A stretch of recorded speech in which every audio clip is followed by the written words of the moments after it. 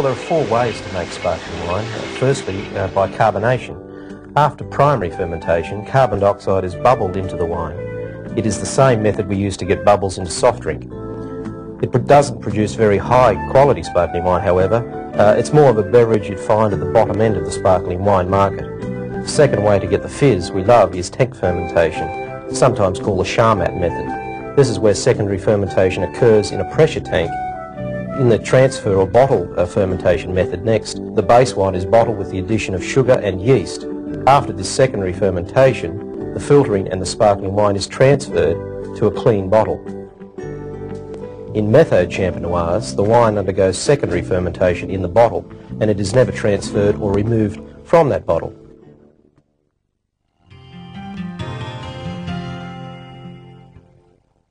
As per white wine vinification techniques, you're really making a white wine.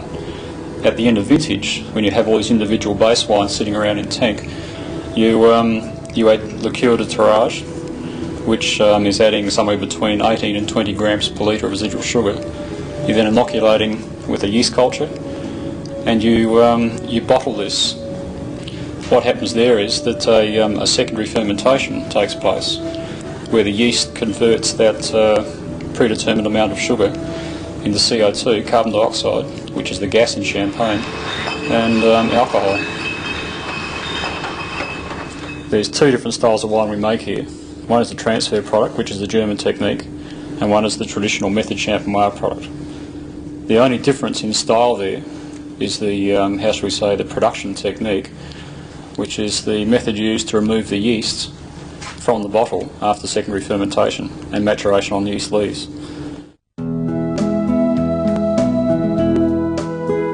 If we just have a brief look at a bottle of champagne which is sitting there aging on yeast lees, getting ready for disgorgement. In the transfer process, that entire bottle is basically just picked up, put on a bottling line, is taken to a special machine. The crown seal is then pierced with a spear, and overpressure is applied, and the wine inside the bottle, yeast and all, is effectively pumped to a pressure tank. From there it is clarified and rebottled in new glass.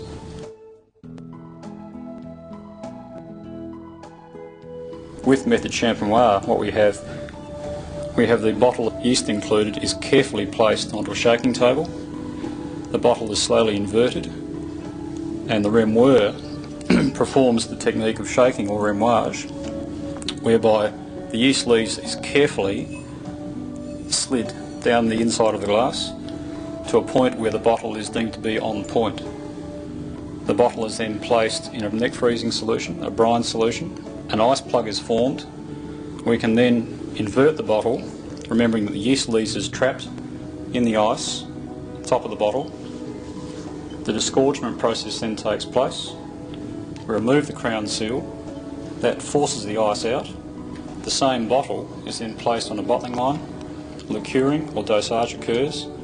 The cork is placed in the bottle, and it's basically expedition champagne. I think one important distinction is that with method champenoise, as in all good winemaking, you are not subjecting the wine to excessive movement or abuse, if you like. It's in that bottle, it stays in that bottle. There's no pumping going on, you're not transferring to a pressure tank. It is really the fine way to make a premium sparkling wine.